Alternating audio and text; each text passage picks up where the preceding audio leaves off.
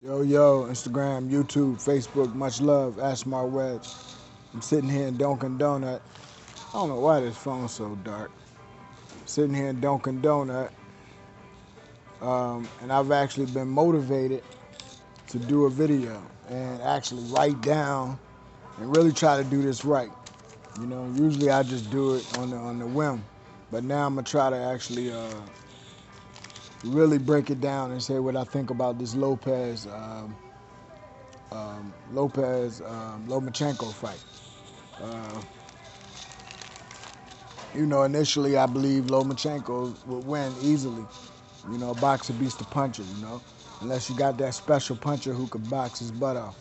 And not to say that Lopez can't box, it's just after watching this match, I've seen a lot of things come to light about his power. Power can be destructive to any fighter, and it can be destructive to your opponent if you know how to use it. But if you don't know how to use it, it can be destructive to your own arsenal, causing your timing to be off and causing you to depend on that punch. And you may not be able to take the punch yourself.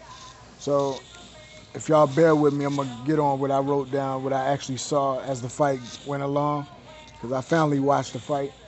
And let's see. Man, all kind of stuff went through my mind on this fight. A lot of politics. I'm thinking racism. I'm thinking Lomachenko was paid off. Thinking a lot of stuff because a lot of characteristic things that was real unnecessary. But I think, the things that like Lomachenko getting tired like he did, but you have to think about it. He never had to punch this much, and he was never this nervous. He was never so tentative or so taking so long to start fighting back. He was really, really hyped up by this fight. Whoever promoted this fight did a great job at scaring him, getting him ready. And I also wanted to point out that, it's the first non-American that I actually voted for like this, to where I don't have no doubt about it that he's the best at that weight.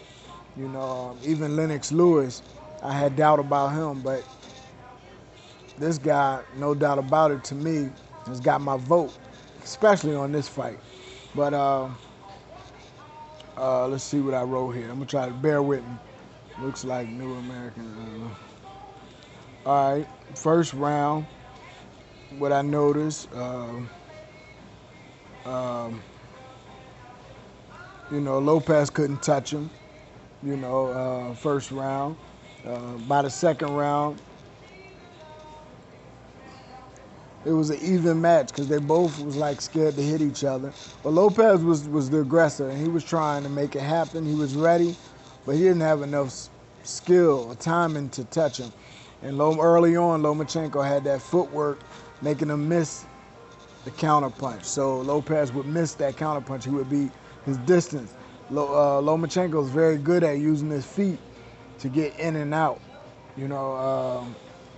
He's excellent at it because he's not on a regular bounce. That's how I do. I teach my kids to get on that bounce, and you can get in, pop them, and get out. But Lomachenko got some kind of like the way he spin his feet, like he make 60 degrees, or he make a 90-degree circles with his feet and wave himself out off a rhythm. So he did what he did, but by the second, third round, it was pretty much an even fight because Lomachenko wasn't doing nothing but a jab every blue moon, and the young boy just couldn't get him on that game. He couldn't get him on that game. He had to wait till he sat down. Then by the third round, Lomo fought back just a little bit and won that fight, won that round. By the fourth round, Lomo was back to, being inactive. It was getting boring. So, he was the champion, but still, the judges could have easily gave it to the Lopez, all them rounds in the beginning, even though Lopez didn't necessarily deserve it. By the fifth round, And we still didn't know if Lomachenko was going to just wake up and start countering and end up knocking the young boy out for trying so hard. But the young boy was real smart. One thing I did notice, that he was pacing himself very well. I heard people saying that before. He was really good at that, man. He was really good at pacing himself because he kept pressure, but he was still calm.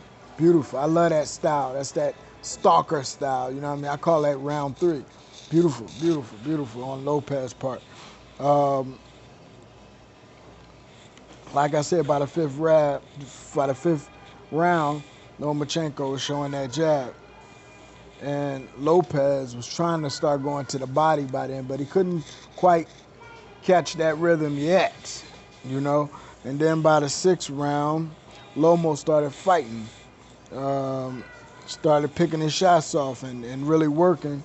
Wait a minute. Okay. Oh, by the 6th round, I'm sorry, Lomachenko really just kind of like quit. Like he didn't even like, I started reading that from his actions that he was getting old, or he really didn't want to be in this fight. Like if he even didn't want to take a chance getting caught, this young boy really hit hard, even though he can't box as well as him. He really hit hard, and Lomachenko just didn't want to, you know, get slept on or sleep on the young boy. Or he was just really getting old. Lomachenko had a long career, even though it was only a small professional career. By the 7th round, you know, like I said, he's like old, you know.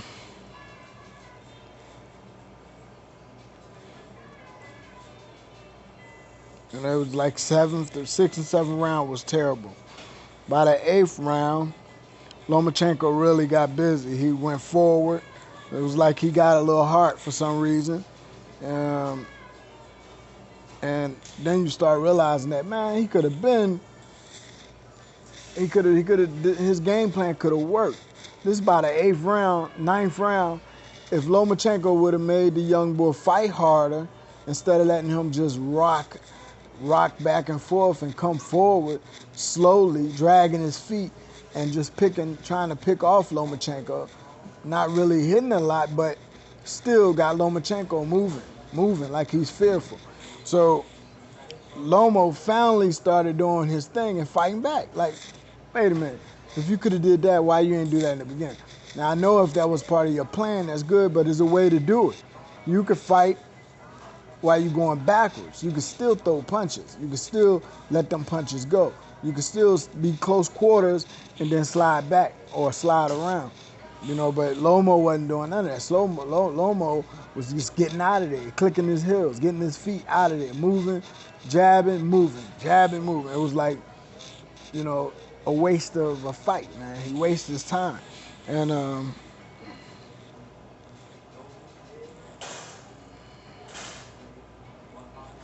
you know, by the let's say 9th round, by the 9th round, Lopez, you know, believe it or not, wasn't looking as bold. He started losing that surprise punching power. He started losing that one punch power, and he stopped taking chances with that one punch power. He stopped lunging in with that one punch. It was like he realized he wasn't going to knock Lomo out that way, so he turned to a different gear, which was very wise.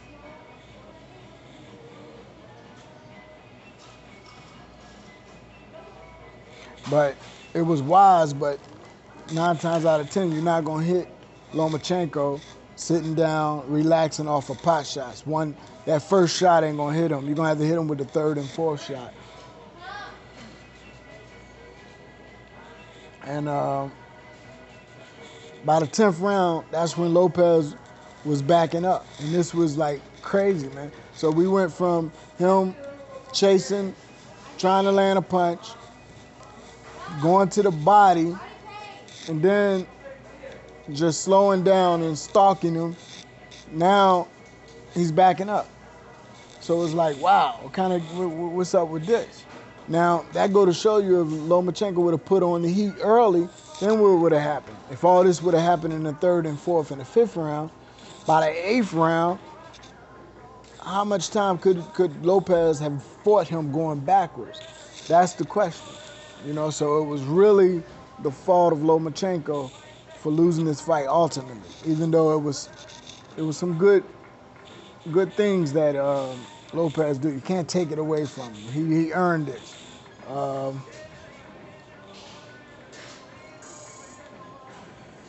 Now by the 10th round, Lopez looked a little angry and desperate. You know, his punches wasn't really working, so he started going to the body.